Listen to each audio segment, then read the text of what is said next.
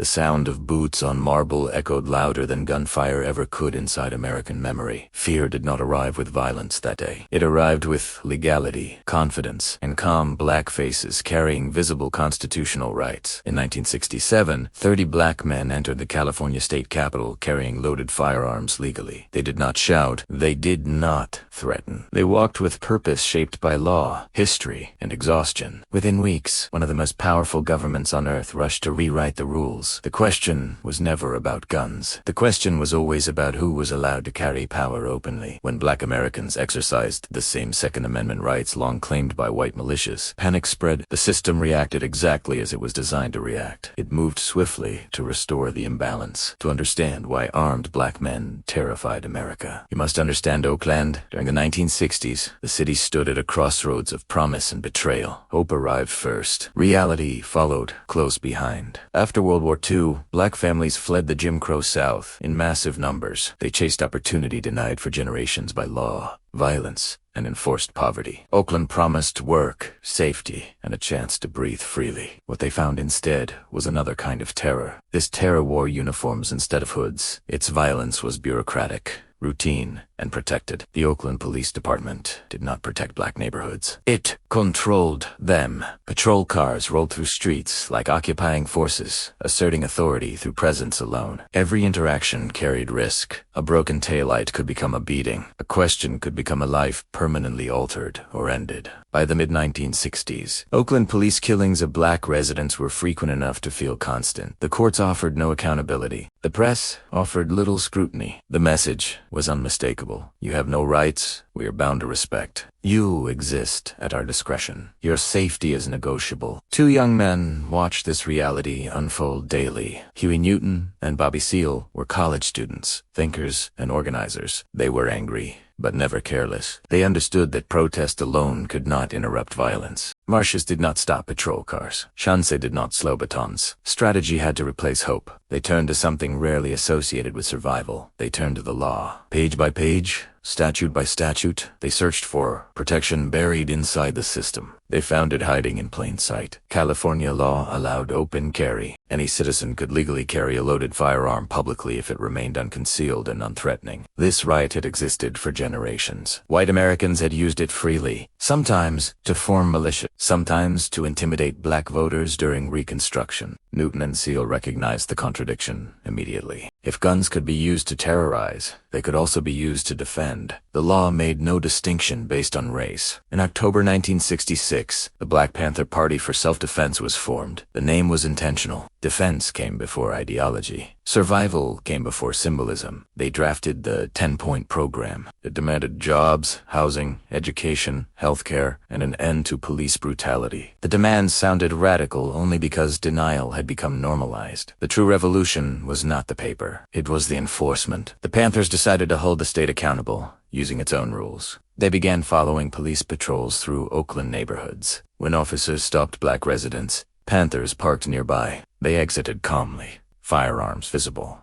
law books in hand. They stood at legal distances. They spoke respectfully. They documented everything. If questioned, they cited California penal codes, word for word. They explained their rights without raising their voices. They reminded officers that the law applied universally. They called it policing the police, and it worked. For the first time, officers hesitated. They adjusted their behavior. They chose restraint when witnesses could no longer be dismissed. Incidents declined. Violence slowed. The community noticed immediately. Word spread across Oakland like electricity through dry air. Membership surged from dozens to hundreds within months. For many residents, protection finally felt real. But protection for Black Oakland meant panic elsewhere. White Oakland did not see safety. It saw a broken illusion. The illusion claimed America had already delivered equal rights. The illusion claimed the law was neutral. The illusion claimed force belonged only to institutions. The real fear was not armed black citizens. The real fear was black citizens refusing vulnerability.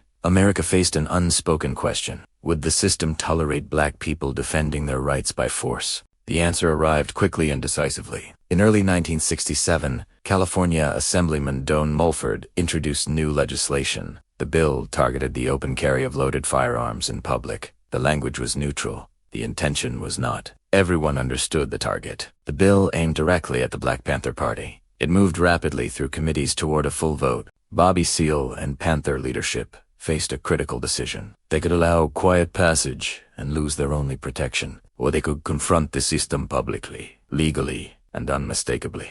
They chose confrontation. They chose visibility. They chose history. On May 2, 1967, 30 Black Panthers traveled to Sacramento. Men and women wore black leather jackets and berets. Each carried firearms permitted under existing law. They entered the California state capitol without resistance. Security initially had no legal authority to stop them. Legislators froze as reality walked past their desks. The Panthers moved through marble halls with discipline. No weapons were raised. No threats were made. Every action followed the law precisely. Outside, Bobby Seale addressed the cameras directly. His voice was calm. His message was unmistakable. He warned Americans to observe a legislature seeking to disarm black communities deliberately. He named the effort for what it was, an attempt to enforce powerlessness through legislation. Photographs traveled worldwide within hours. Armed black citizens inside a government building shocked the public consciousness. Televisions carried images that could not be softened. White Americans reacted with fear and disbelief. They were witnessing constitutional equality enacted visibly. The same rights long celebrated suddenly felt intolerable. This was the moment the mask slipped. Gun rights had never been race neutral. They had only felt safe when power remained one-sided. Governor Ronald Reagan watched closely. At the time, he supported expansive gun rights publicly. He aligned with the National Rifle Association. He campaigned on individual freedom. The images changed everything. When black men exercised those freedoms, their position shifted immediately. Principle gave way to pressure. Reagan endorsed the Mulford Act without hesitation. Bipartisan support followed swiftly. Fear proved more persuasive than consistency. Within weeks, the bill passed both chambers. Cameras captured Reagan signing it into law. The message was clear without being spoken. Open carry was now illegal in California the moment power changed hands. The language of freedom changed with it. Principles collapsed when equality stopped being theoretical and became visible. The same politicians who spent careers defending gun rights suddenly embraced strict control. The same citizens who praised armed militias as patriotic demanded immediate disarmament. Nothing about the Constitution had changed. Only the people exercising it had. The system revealed itself with unsettling clarity. The Second Amendment was never truly universal. It functioned as a privilege extended only to those trusted to maintain existing hierarchies. When black Americans claimed that privilege openly, the reaction was swift and unforgiving. The debate vanished. Fear took command. The law adjusted to restore the imbalance. But the story does not end with legislation. It ends with annihilation carried out quietly, methodically, and bureaucratically. It ends with the full weight of the federal government. Under FBI Director J. Edgar Hoover, a covert operation expanded dramatically. It was called COINTELPRO. Its stated purpose was national security. Its real mission was neutralization. Hoover labeled the Black Panther Party an internal threat. He described its members as extremists. He authorized extraordinary measures to dismantle them completely. Federal agents began extensive surveillance immediately. Phones were tapped. Mail was intercepted. Meetings were photographed and recorded. Informants were planted inside local chapters. Some were coerced. Some were paid. Some acted to protect themselves. Evidence was fabricated strategically. False charges disrupted leadership. Court appearances drained resources and attention. Police departments coordinated raids with federal guidance. These raids were framed as necessary responses to danger. They were designed to provoke chaos and justify force. Shootouts were reported. Later investigations revealed ambushes. Weapons were planted. Narratives were written before facts existed. The most devastating moment came in December 1969. It happened in Chicago. It happened while the country slept. Fred Hampton was 21 years old. He was a rising leader within the Black Panther Party. He was organizing across racial lines, building coalitions that frightened authorities deeply. An FBI informant drugged Hampton hours before the raid. The substance ensured he would not awaken. Police entered the apartment after midnight. Gunfire erupted. Hampton never stood. He'd never reached for a weapon. He was killed in his bed. Shots were fired at close range. His life ended before he regained consciousness. His pregnant partner survived by remaining motionless. She listened as the room fell silent. She later testified to what she witnessed. Police claimed a fierce gunfight had occurred. Ballistics told a different story. Only one shot came from the Panthers. Over 90 shots came from police weapons. The truth emerged slowly. By then, The damage was irreversible. The killing sent a message across the country. No level of organization guarantees safety. No legality ensured survival. Throughout the early 1970s, pressure intensified.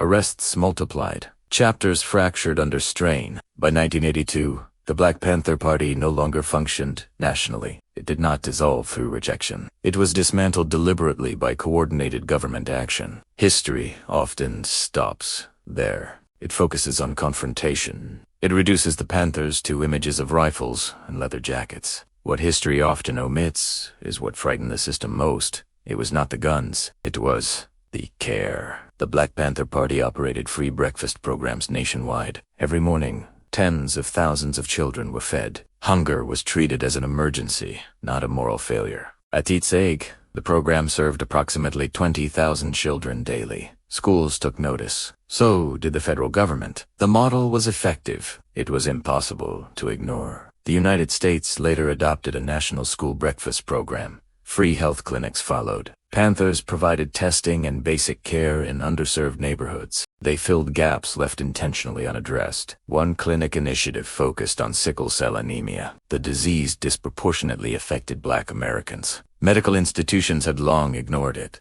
Over 50,000 people were tested. It became the first mass screening effort of its kind. Public health priorities shifted quietly as a result. The Panthers offered education programs. They taught political literacy. They explained legal rights clearly and practically. They provided transportation for families visiting incarcerated relatives. They organized elder assistance programs. They addressed survival comprehensively. These were not symbolic gestures. They were functional systems. They demonstrated self-sufficiency at scale. The Panthers were not simply demanding change. They were building alternatives. They were proving communities could thrive without dependence on hostile institutions. This terrified those in power more than armed patrols ever could, because it challenged the justification for control. It exposed neglect as intentional. The Panthers showed Black communities did not require saviors. They did not need patience. They needed space and protection to act. That revelation made coexistence impossible for the system. A population capable of self-defense and self-governance threatened foundational power structures. Destruction followed,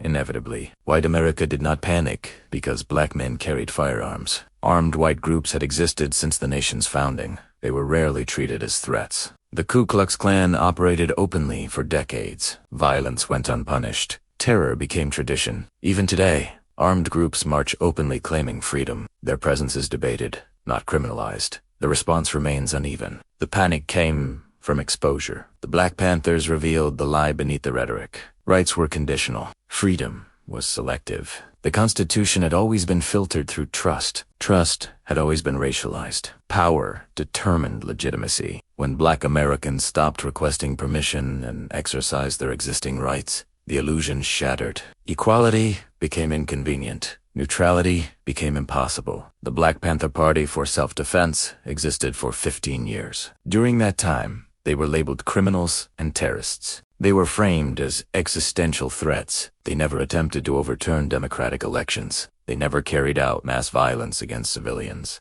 They never targeted children or places of worship. They fed the hungry. They healed the sick. They educated the forgotten. They protected people who had never experienced protection. They restored dignity where none had been offered. They insisted survival was a right. For these actions, they were dismantled by the most powerful government on earth. Not because they failed, but because they succeeded too clearly. This history is not distant. Its consequences remain present. Its structures were never removed. Many laws created to disarm the Panthers still stand. Surveillance frameworks expanded, not dismantled. Incarceration grew into an industry. The language used against them echoes today. Every movement for Black liberation hears familiar accusations. Danger, extremism, disorder. The same logic justifies repression repeatedly. The targets change. The tools remain. The Black Panthers did not collapse internally. They were defeated externally by overwhelming force. A system cannot tolerate empowered populations it cannot control, because that system only functions when the imbalance persists, when some remain defenseless. When history is selectively remembered,